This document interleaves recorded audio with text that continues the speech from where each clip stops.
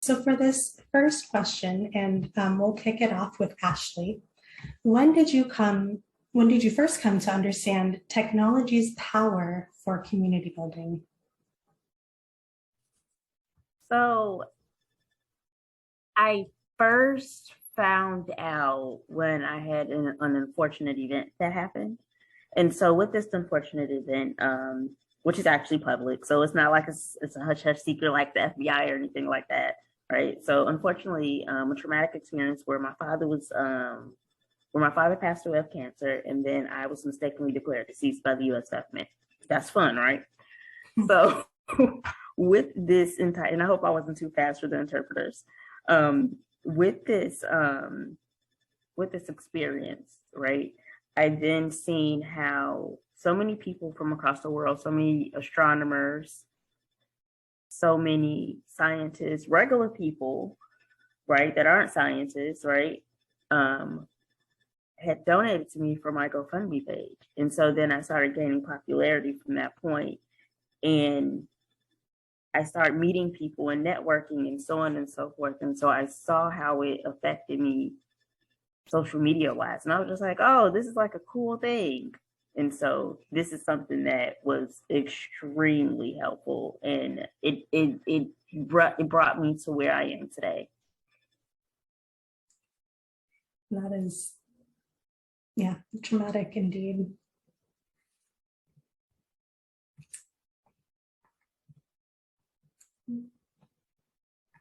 I can go next. Mm-hmm. If that's all right. So I discovered the power of virtual community actually when I was really young. I'm sure we all remember that wonderful website, blackplanet.com. I discovered Black Planet when I was a mere youth, probably like in 7th grade, I want to say. And essentially, like I had always known that something was like different about me, right? Different than my peers, and I mean more so on like the queer spectrum. But I was just trying to figure it out. Like talking about queerness and whatnot was like not a part of like, you know, the rhetoric of within my upbringing. Other things were, but not that specific thing. And so I was looking for people who maybe were similar to me, shared similar interests, and that's how I found myself on Black Planet. And then of course, you know, Black Planet then merged over to my experience with MySpace. And then with MySpace, we have the whole Facebook thing, especially in college. And then where I really landed, I want to say, actually was in the Tumblr community. And that's where I really started to see myself reflected, not just within like my Blackness, that was like a beautiful representation, but then I was able to connect with people who shared similar experiences regarding their gender identity, right, and their sexual orientation. And that was the first time that I actually felt very safe enough with people who actually looked like me. In the areas that I was living in, there weren't a lot of people who shared my identities like that. And so being able to have access to these people at all times was a completely different experience. And as a researcher and always researching and searching people and all that kind of thing, it was really, really important for me to be able to tap into different stories as a storyteller as well, because I think it allowed me the ability to start reimagining what my future could look like with these held identities. And I figure social media definitely one of the biggest kind of players in that powerful community building aspect, for sure. How are you, Kaylee?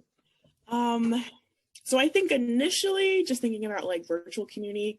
So I've moved around a lot since college and just doing grad school and moving for jobs. So just using virtual spaces to maintain my community that I had growing up and keeping up with my friends, especially when you move to a new place and you haven't found your new community. And then I think more recently, and I think in a bigger way, was just when COVID started. And so funny enough, I